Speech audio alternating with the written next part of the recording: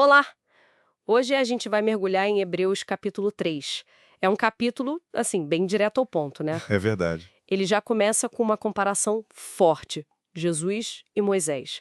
E diz que Jesus foi considerado digno de maior honra do que Moisés. Isso é impactante, pensando no peso que Moisés tem. Com certeza. E, para não deixar dúvida, o autor usa uma analogia, né?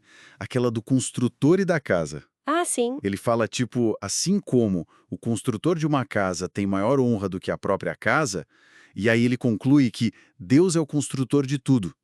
A ideia é mostrar que quem cria está num nível acima, né? Faz todo sentido. E essa diferença aparece nos papéis deles, certo?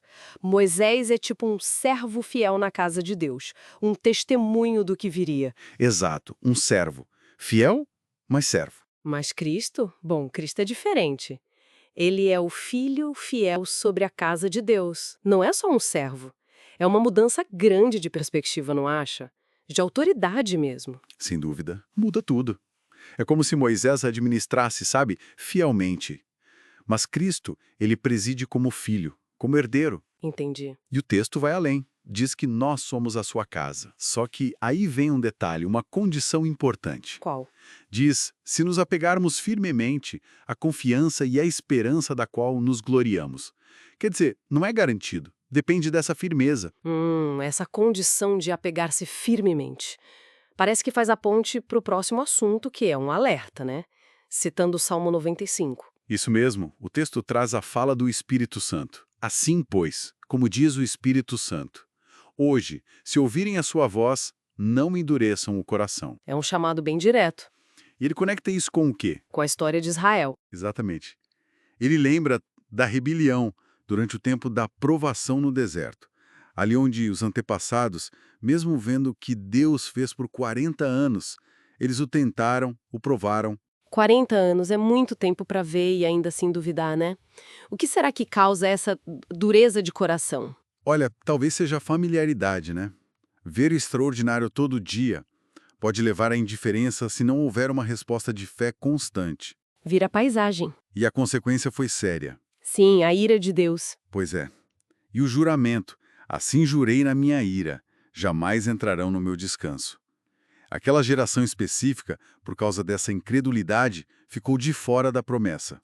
E o autor de Hebreus não deixa essa história lá atrás, né? Ele traz para perto, para o leitor da época e para nós hoje, eu acho. Com certeza. O aviso é bem pessoal. Cuidado para não ter um coração pecaminoso e incrédulo que se afaste do Deus vivo.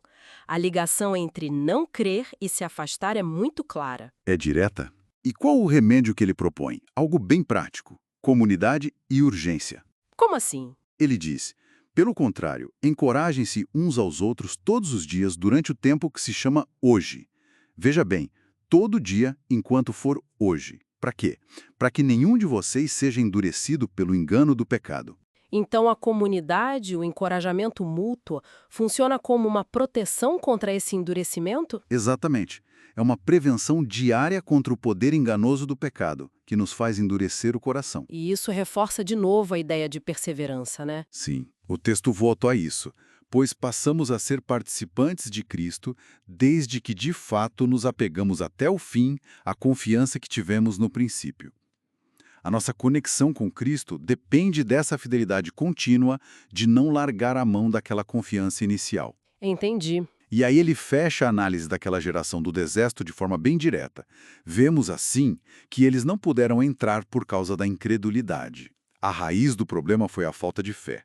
Ponto final. Então, resumindo o capítulo 3, temos a superioridade de Cristo sobre Moisés, ele como filho, não servo, e, ao mesmo tempo, um chamado muito, muito sério para a gente manter uma fé ativa, vigilante, agora, hoje, Isso. para não repetir o erro daquela geração, a incredulidade que os impediu de entrar no descanso de Deus. Exato. Fica essa tensão.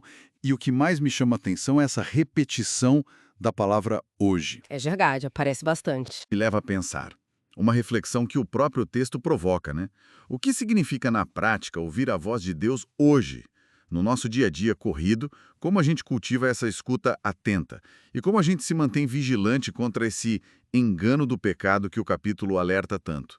Como garantir que a nossa resposta seja diferente? Uma ótima questão para a gente continuar pensando.